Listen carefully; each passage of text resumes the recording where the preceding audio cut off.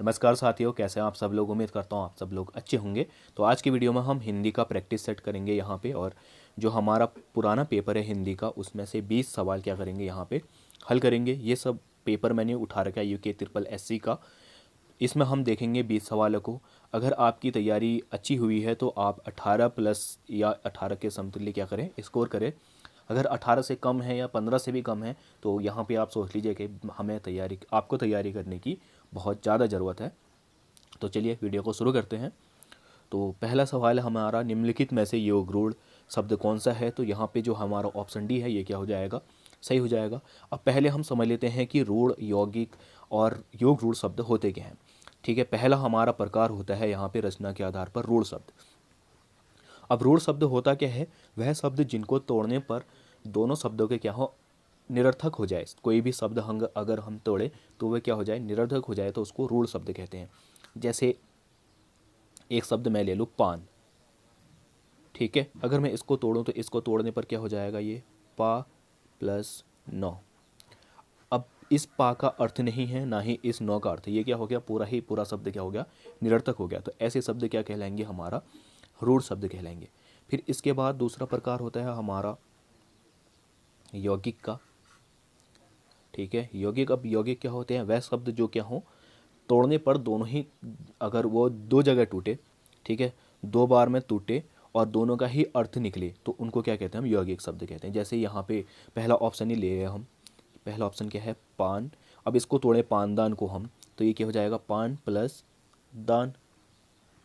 ठीक है, तो अब यहाँ पे इस पान का भी अर्थ है और इस दान का भी अर्थ है, मतलब कि तोड़ने पर दोनों ही शब्दों का क्या आ रहा है, अर्थ आ रहा है। तो ऐसे शब्द को क्या कहते हैं, यौगिक कहते हैं। अब योग रूढ़ क्या होता है, वह शब्द जो रचना में या बनते समय तो क्या हो, यौगिक हो,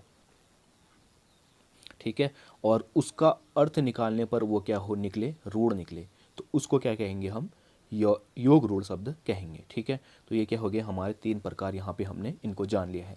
तो चलिए अब देखते हैं अपना अगला सवाल।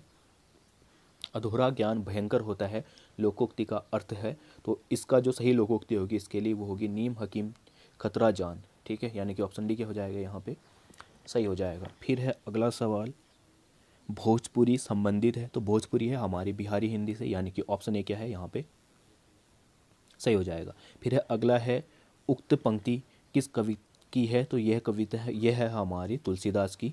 फिर है अगला सवाल, छंद कितने प्रकार के होते हैं। देखिए छंद हमारे 3 प्रकार के होते हैं। बेसिकली ये हमारा अभी सिलेबस में है नहीं तो इस पर इतना ध्यान देंगे नहीं हम। अगला सवाल है, ओ का निर्माण कैसे होता है। तो ओ का निर्माण जो होता है हमारा, वो होता है ओ प्लस ऊ से मिलके, यानी कि ऑप्शन ए क्या है, यहाँ पे सही है। भाषा की सबसे छोटी इकाई कौन सी होती है, भाषा की सबसे छोटी इकाई होती है वर्ण, क्योंकि कोई भी भाषा किससे बनती है, वर्ण, छोटे छोटे वर्णों से मिलके बनती है। फिर है अगला सवाल, बच्चों को सुलाने के लिए गाए जाने वाले गीत को क्या कहा जाता है। तो गाए जाने वाले गीत को कहा जाता है लोरी। ठीक है, ये तो सबको ही आता होगा। फिर है अगला सवाल, मतवाला पत्रिका का संपादन किसने किया था। तो ये किया था हमारा सूर्यकांत त्रिपाठी निराला जी ने। ऑप्शन सी क्या है, यहाँ पे सही है। फिर है महादेवी जी का जन्म कब हुआ था, महादेवी वर्मा का। तो इनका जन्म हुआ था 1907 में। ऑप्शन सी क्या है, यहाँ पे सही। फिर है अगला सवाल, जो नाटक में अभिनय करे उसको क्या कहते हैं, अभिनेता। ठीक है, जो भी नाटक में अभिनेता या वो स्त्री हो तो उसको क्या कहेंगे, अभिनेत्री।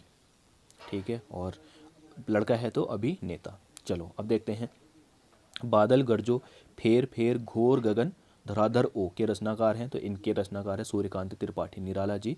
ठीक है, बादल इनकी क्या थी, कविता है, उसकी पंक्तियाँ ये हैं। ठीक, चलो अब देखते हैं अगला सवाल, पर्वत संज्ञा का भेद बताइए। तो पर्वत में जो होगी हमारी संज्ञा वो होगी जातिवाचक। देखिए कोई भी व्यक्तिवाचक होता क्या है यहाँ पे, जहाँ पे हमारा एक वस्तु, एक व्यक्ति या एक स्थान का बोध हो, ठीक है, उसको क्या कहते हैं, व्यक्तिवाचक। अब जहाँ पे एक से अधिक वस्तु, एक से अधिक व्यक्ति और एक से अधिक स्थान का बोध है, उसको क्या कहते हैं, जातिवाचक। अब पर्वत एक तो होगा नहीं, बहुत सारे पर्वत हैं। अगर उसमें पर्वत का नाम दिया हो, ठीक है, तो वो क्या हो जाएगा, हमारा व्यक्तिवाचक। अगर सिर्फ पर्वत लिखा है तो वो क्या हो जाएगा, जातिवाचक। फिर अगला जो इसका भाववाचक होता है, यहाँ पे क्या, जो भावों को दर्शाए, ठीक है, किसी गुण दोष या इन चीज़ों को दर्शाए, उसको क्या कहते हैं हम, भाववाचक संज्ञा। चलो या मनो के भाव को दर्शाए, वो क्या हो जाएगी, हमारा भाववाचक संज्ञा हो जाएगी। अगला सवाल है, वाक्य भाषा की संपूर्ण सार्थक इकाई है। यह क्या है, पूरा सही है। कोई भी वाक्य क्या है, सबसे बड़ी और पूर्ण सार्थक इकाई है। फिर है अगला सवाल, हिंदी शब्दकोश में 6 वर्ण का क्रम किस वर्ण के बाद आता है। तो 6 का आएगा क के बाद। देखिए 6 बनता किससे है, पहले हम इसको समझ लेते हैं। 6 बनता है क और सौ से।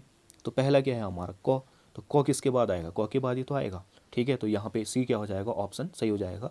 बहुत सारे लोग इसमें कन्फ्यूजन करते हैं, वो हो या कोई भी लास्ट का वो उसको कनेक्ट कर लेते हैं कि जैसे हमने बचपन में पढ़ी थी पूरी छौत्र गेहूँ वाली, तो वहाँ पे 6 नीचे आता है तो हम हो को कराते हैं, पर ऐसा नहीं है। उसका निर्माण देखेंगे, उसका निर्माण हमारा क और सौ से हुआ है, तो क के बाद ही क्या आएगा, इसका वर्ण क्रम आएगा। ठीक है, अब देखते हैं अगला सवाल, वाक्य को पढ़ने या बोलने में जो थोड़ी देर का ठहराव आता है उसको क्या कहते हैं, उसको कहते हैं हम अर्ध विराम, यानी कि ऑप्शन ए हो जाएगा यहाँ पे सही। फिर है बादल राग कविता के रचयिता हैं। तो बादल राग कविता है हमारी निराला जी, और यही जो ऊपर हमने पंक्ति देखी थी वो इसी बादल राग कविता की पंक्ति थी वो। ठीक है, फिर है का के की किस कारक का कारक चिन्ह है। तो ये हमारा संबंध माता है हमारा क्या, का के की या रा रे री क्या आता है, हमारे कारक चिन्ह आते हैं, तो वो आता है संबंध में। ऑप्शन डी क्या हो जाएगा यहाँ पे, संबंध सही हो जाएगा। ठीक है, फिर है अगला सवाल, अगले के पीछे लट फिरना का मुहावरे का अर्थ है। तो इस मुहावरे का अर्थ होता है मूर्खतापूर्ण कार्य करना या मूर्खता करना। ठीक है, चलो अब देखते हैं अगला और अंतिम सवाल, आदिकालीन रचनाकार जगनिक के रचिता हैं या रचनाकार हैं। तो इसके परमाल रासो क्या हैं, इसके रचिता हैं। ऑप्शन ए क्या हो जाएगा यहाँ पे सही हो जाएगा। ठीक है, तो ये थी आज की वीडियो। इस वीडियो में इतना ही।